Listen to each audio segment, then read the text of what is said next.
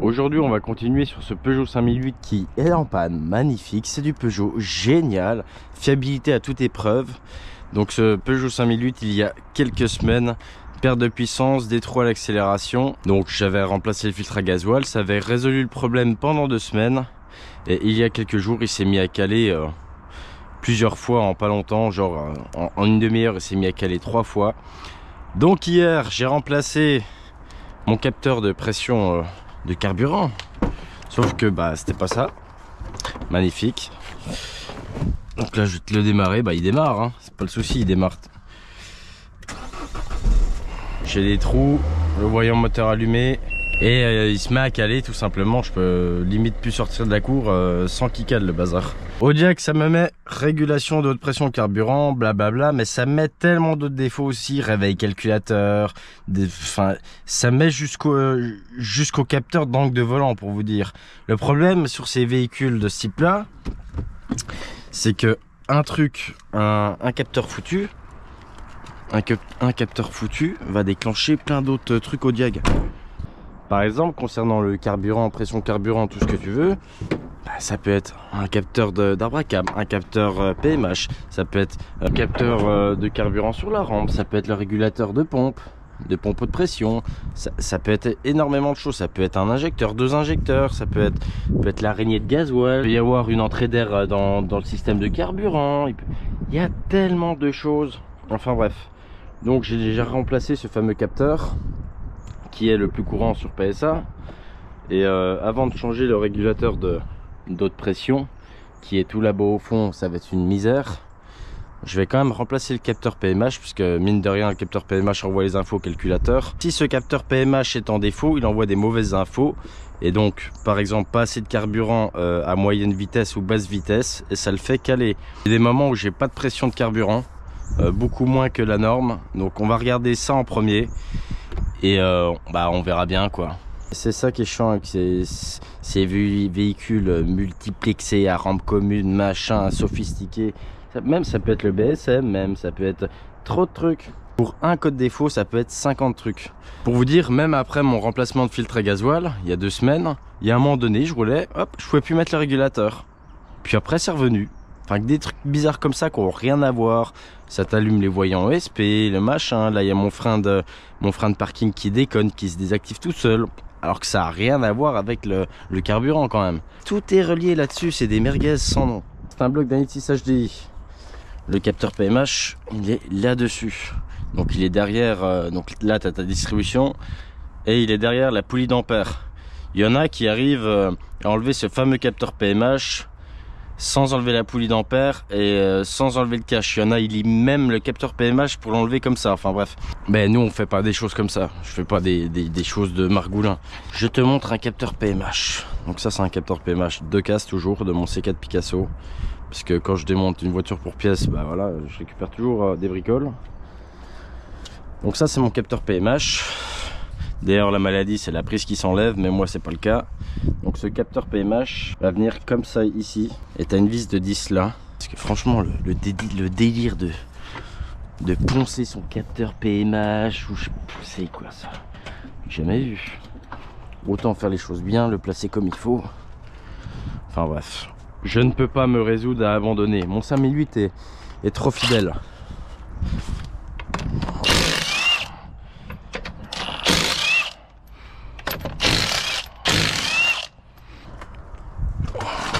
Regarde-moi ça, les pneus sont neufs. Comment veux-tu que j'abandonne? Les pneus sont neufs, ça m'a coûté 150 balles. C'est le gars qui met pas... Je crois que son véhicule est neuf. Donc on voit déjà le capteur PMH ici. Mes triangles, ils sont rincés. De toute façon, je le sens. Hein. Ils sont éclatés, mes triangles. Ma courroie d'accessoires est complètement rincée. Franchement, elle est vraiment pas ouf, ma courroie. Déjà, le fil est bien maintenu parce que la maladie, c'est vraiment un espèce de clips. Il se barre. Et après, ton fil, voilà. Il suffit que ta courroie d'accessoires s'effiloche et ça t'arrache ton capteur de la prise. Ça c'est la maladie connue, ça m'est arrivé plein de fois. Le but c'est de détendre le galet tendeur et ici il y a un petit trou, on va lui mettre ça. Voilà. Et après il faut enfiler sa pige. Bon, vous verrez rien mais j'essaye de me dépêcher parce que j'ai pas trop envie que ça m'éclate un doigt. Donc là j'ai mis ma clé Allen. ça m'a détendu ma courroie. Vous voyez là, je sais pas si vous voyez bien, hein. Donc je peux détendre ma petite courroie qui est bien morte. Hop.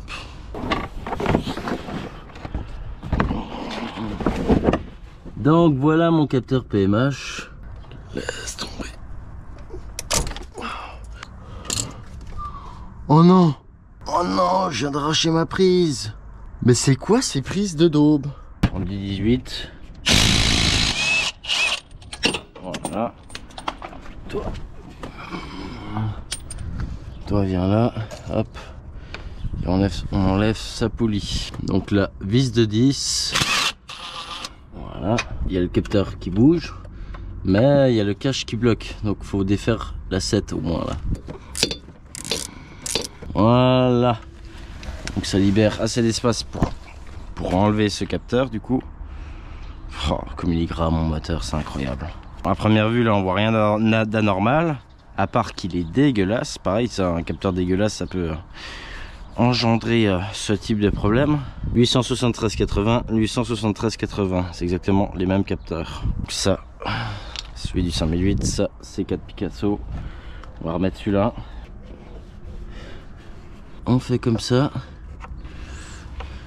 Ça bien évidemment, on n'y resserre pas à la péteuse. Pas de truc à faire sur 5008. Bah maintenant c'est bien beau mais j'ai une prise qui est éclatée quoi. Franchement ces prises, je comprends pas ce type de prise moi. Voyons voir si on enlève ça. Donc vers le bas il y a le tété là.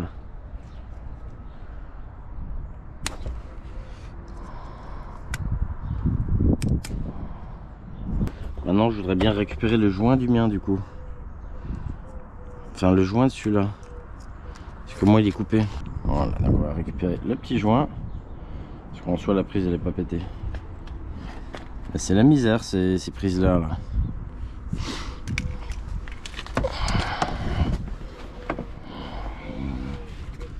Donc là je vais enlever le petit joint là. Enfin, si j'y arrive du coup. Comme elle est dégueu ma prise, incroyable.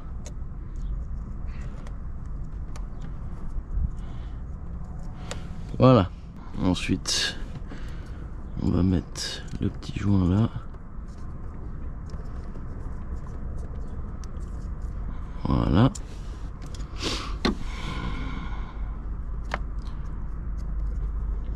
Et donc ensuite, on avait dit le tété droit vers le bas. Alors, comment c'est foutu ça? Comme ça. Voilà. Ok. Je vais lui mettre un coup de nettoyant en contact. Je vais en même temps regarder si j'ai pas une courroie là. Je vais avoir peut-être une courroie qui traîne. Nettoyer en contact, j'en ai plus. La bonne. Oh, pas mal. Bien le même nombre de gorges parce que la mienne, c'est incroyable. Ces voitures, il y a toujours 5000 trucs à faire. 3.6, 3.6. Ça, c'était une de ces 3 litres 4 HDI, il me semble. On rebranche. Est-ce que ça tient bien? Magnifique. Il tient super, c'est génial. Et voilà. On remet notre poulie, donc c'est claveté. Hein. Là, tu as un crantage. Crantage là, qui va venir là-bas. Voilà. Et ma vis. Petite vis. Hop. Et hop. Au niveau du couple de serrage de cette poulie, c'est à la péteuse. Ma courroie est bien dans le bon sens. Avec les écritures côté passager, micro V. Voilà. Hop, allez. Bon, l'avantage, même si c'est pas le PMH, j'aurais changé ma courroie. Ça fait au moins 1 an et demi qu'elle est dans le garage. Au cas où pour dépanner, parce que je remets toujours du neuf en général, mais tout cette occasion là qui est sous la main, ça me sert bien. C'est bien en place, c'est pas mal. C'est pas mal. Maintenant il reste juste enlever. Voilà. Et on détend tout doucement. Hop. Mais ouais, leur truc là c'est une cata, hein. Ça m'est arrivé plusieurs fois d'en casser. Hein. Genre la C3 que j'ai refaite de A à Z là quasiment. La C3 qui était vouée à la casse.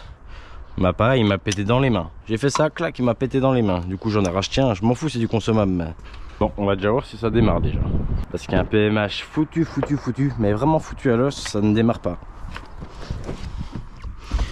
Sinon les symptômes c'est des trous à l'accélération, tu peux caler, ça m'est arrivé plusieurs fois sur la C3 ma femme, etc. Donc là il démarre bien, sous bien, il démarre, sous bien, sous très bien, voilà. Là je vais remettre le pare-bout, le petit pare-bout, la roue. Et on va voir direct, de toute façon, s'il me refait pareil, je vais le diaguer quand même.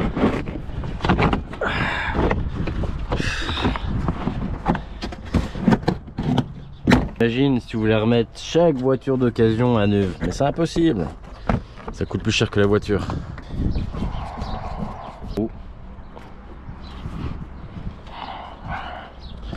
En fait, quand tu regardes en soi, même mon 5008 là, donc que j'ai acheté 1200 balles, ça vaut même pas le coup de le refaire. Si on devait tout refaire, ça vaut pas le coup. Un 5008 avec 270 000 comme ça vaut 3000 €. Mais bon, après faut se dire que ceux que tu vas acheter à 3000 €, tu auras quand même des trucs. Tu l'achètes en garage ou quoi, tu auras quand même des trucs. Même si tu le payes 3990 en garage, dans 6 mois tu auras des trucs à changer quoi. C'est de l'occasion. Donc finalement je ne sais pas c'est quoi la meilleure solution. Est-ce que la meilleure solution c'est de... J'ai fait quoi de ma 17 là? La meilleure solution finalement c'est quoi? Acheter un véhicule pas cher, tout refaire à neuf, au moins t'es sûr c'est neuf. Ou acheter 3 fois le prix que ça vaut, en sachant que par la suite tu auras exactement les mêmes ennuis. Je sais pas en fait, l'automobile ça devient... Les gens achètent des véhicules neufs pensant être tranquilles. Quand j'étais en concession, il y avait des voitures qui arrivaient 0 km, 0 km. Des gens en panne, franchement. Déjà en panne. Pour vous dire, les DS5 neuves arrivaient avec 0 km. Tu sais, il y a un afficheur avec marqué Citroën. T'as l'écran Citroën machin avec le GPS. Ça mettait Peugeot. Sur une Citroën, il y avait déjà une panne. Ou des bugs électroniques ou en panne, même avec 0 km. Une DS3 était arrivée boîte foutue. 0 km. Attends, le frein à main il est bien activé vu qu'il se désactive tout seul. En fait j'en sais rien. Ouais, j'ai eu peur. Je le voyais là, qui était pas rouge. Vu que mon frein à main se désactive tout seul, sans rien que je lui demande. Regarde la tronche de la cour, éclataxe. Ça, sur la poubelle, sur la Renault. Et voilà, elle est là ma 17, voilà. Là on va le diaguer. Sur ces voitures, limite t'enlèves ton rétro intérieur où il y a un capteur dessus, machin. Ça t'allume le truc de gonflage des pneus. Ça t'allume défaut ASP, machin. Non mais... Pareil, le PMH, il envoie des mauvaises infos.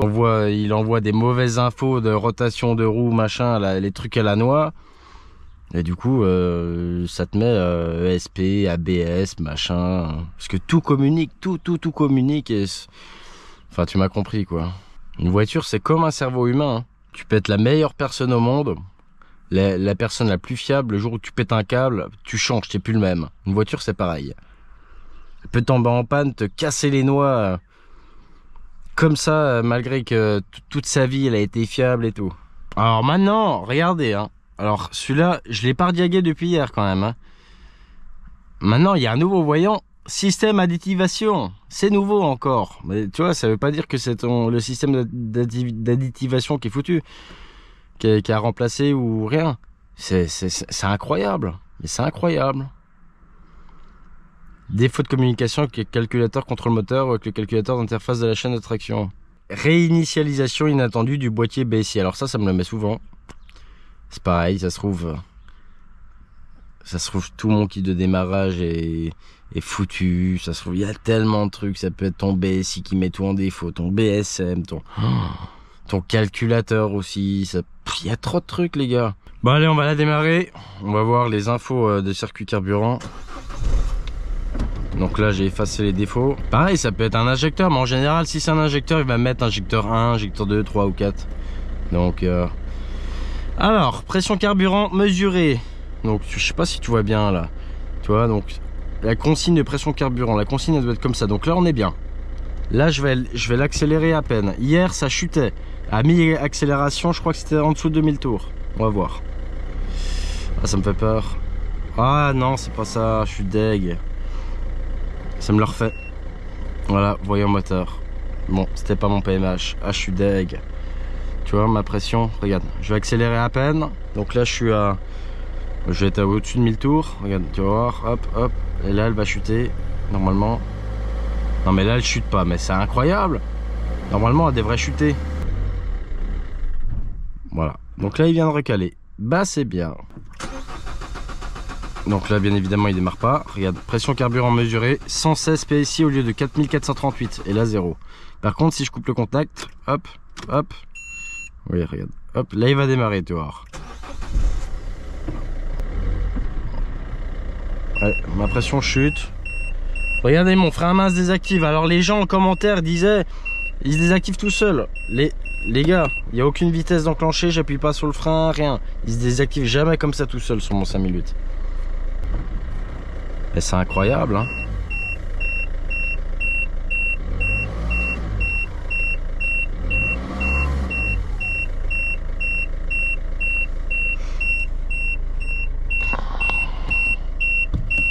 Bah, il vient de se renlever ou quoi?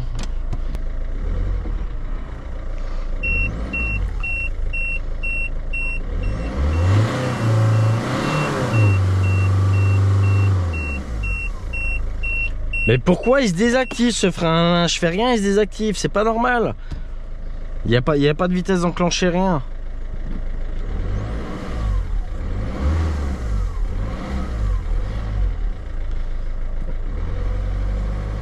Et là la pression elle chute pas, elle est même à peine plus haute. Pression carburant mesurée.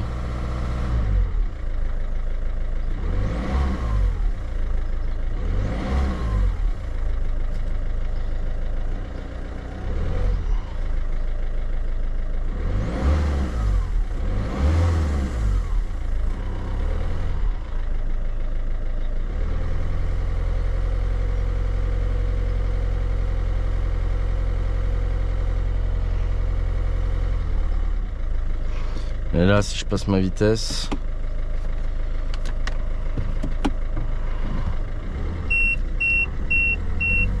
voilà, ça chute.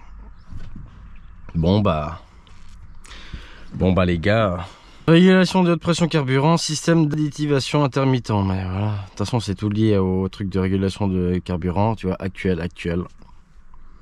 Bon bah il n'y a plus qu'à... Je vais remplacer mon capteur de régulation de gasoil qui est sur la pompe à injection. Ça va être bien la galère. Je voulais l'éviter, mais je pense que je vais pas avoir le choix. Bon, on n'a quand même pas fait ça pour rien, parce que au moins j'ai changé ma courroie d'accessoires et j'ai remis un capteur PMH propre. Donc l'un dans l'autre, c'est pas grave. Et en fait, la pompe à injection, bon là on se rend pas compte parce que le bloc il est nu, hein. La pompe à injection elle vient se prendre là, ici. Je sais pas si tu vois. Tout le bloc pompe à injection là. Tout derrière quoi. En sachant qu'il y a tout le faisceau, il y a tout. Enfin bref, c'est inaccessible. Ça va être génial. Donc dans la prochaine vidéo, je remplacerai ce fameux capteur. N'hésitez pas à suivre l'aventure de ce Peugeot 5008. On va y arriver ensemble. Allez, tchuss!